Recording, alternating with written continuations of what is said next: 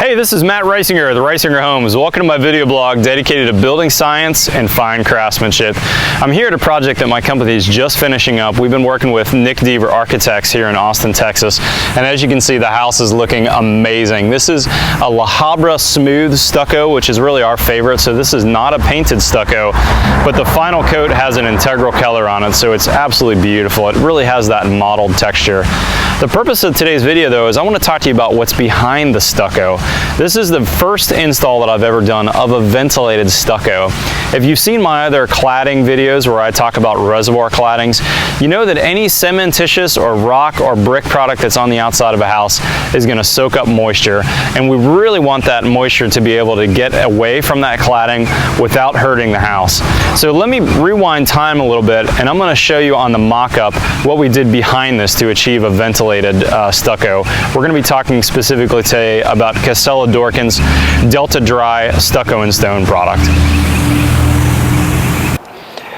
All right, we're back. Now that the weather-resistant barrier is fully completed, what got me excited about Cosella-Dorkin products to begin with is what we're showing here. This is Delta Dry Stucco and Stone. This is basically a dimple mat product that's going to go up against our WRB. It's going to provide a drainage plane behind our stucco and stone. But here's the cool part about it. They've adhered this fabric membrane to one side, and so we're not going to put traditional felt paper on. We're actually going to put our scratch coat right over top of this.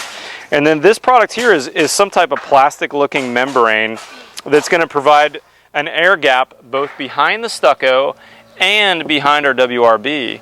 The cool thing about this is, especially in Texas where we're in a hot, humid climate, we're air conditioning our houses 90% of the time, we really want to be very cautious about solar-driven moisture, especially with a reservoir cladding. A reservoir cladding meaning a cementitious product on the outside.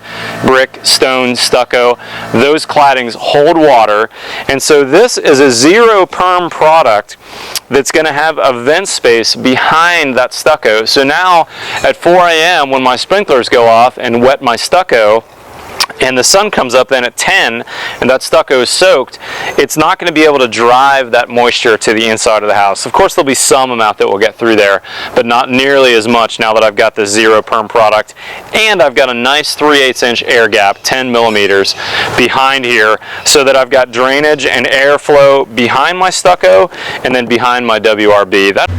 Here's the stucco contractor rolling it out. It goes on really easily, just like any other rolled product. It just needs tacked in place, of course, until the metal lath goes on. And here's the scratch coat going on. Notice that there is no black paper on the back side of the scratch coat. That filter fabric that's on there is really preventing the pores from getting clogged behind there. So really this vented stucco assembly is really easy with this product. Very, very impressive. The house is complete now. You can see how beautiful it turned out. That's some exterior cedar siding we used.